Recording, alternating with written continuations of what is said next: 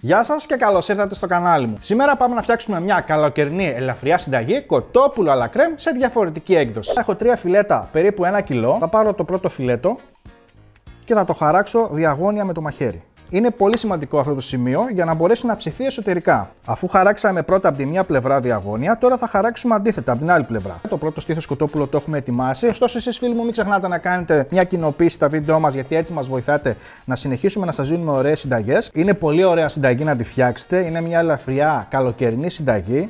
Έτσι, γιατί θέλουμε να είναι ελαφριά τα γεύματά μας. Θα ανοίξω τη φωτιά σε χαμηλή ένταση και σε ένα βαθύ γοκ θα ρίξω 40 γραμμάρια ελαιόλαδο ή 4 κουταλιές σούπας. Θα θωρακίσω πάρα πολύ καλά τα φιλέτα για περίπου 8 με 10 λεπτά μέχρι που να πάρουν ένα πάρα πολύ καλό χρώμα.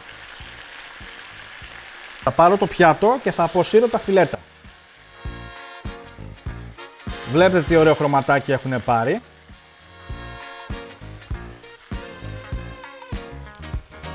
Θα το αφήσω στην άκρη. Έχουμε ψιλοκομμένο ένα μέτριο κρεμμύδι, 4 με 5 κόκκους μπαχάρι, μισό κουταλάκι του γλυκού σκόρδο σε σκόνη και θα τσιγαρίσω για περίπου 2 με 3 λεπτά. Αφού έχει μαλακώσει το κρεμμύδι, θα ρίξω 500 γραμμάρια ρόφημα καρπός βρώμη όλυμπος, ρίχνω 25 γραμμάρια corn flour και ανακατεύω πάρα πολύ καλά μέχρι που να παίξει το μείγμα. Ήδη τα αρώματα αναδύουν, θα ρίξω λίγο αλάτι και λίγο πιπέρι. Φυσικά το αλάτι είναι κατά βούληση. Θα ρίξω εγώ 2 πρέζες και μετά θα ελέξω πάλι λίγο φρεσκοτριμμένο πιπέρι και συνεχίζω το ανακάτεμα. Η σάλτσα μας έχει ξεκινήσει και πίζει. Σε αυτό το σημείο θα επιστρέψω τα φιλέτα μέσα στη σάλτσα. Ρίχνουμε και το ζουμάκι. Και τώρα θα μαγειρέψουμε ξανά για 3 με 4 λεπτά. Γυρνάμε και τα φιλέτα και από την ανάποδη. Θα το βάλω πάνω στο ξύλο. Έχω βράσει το ριζάκι, το έχω βάλει σε πιάτο και πάμε τώρα να σερβίρουμε. Και θα βάλω τη σάλτσα από πάνω.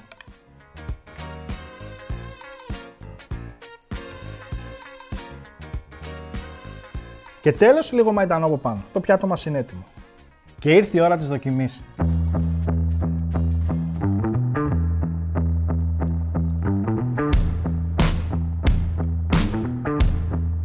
Φανταστικό. Η σάλτσα είναι όλα τα λεφτά.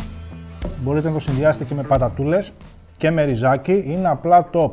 Εσείς φίλοι μου μην ξεχνάτε να κάνετε ένα like και μια κοινοποίηση, γιατί έτσι με βοηθάτε να συνεχίσω να σας δίνω ωραίες συνταγούλες. Μέχρι το επόμενο βίντεο να περνάτε καλά. Γεια σας.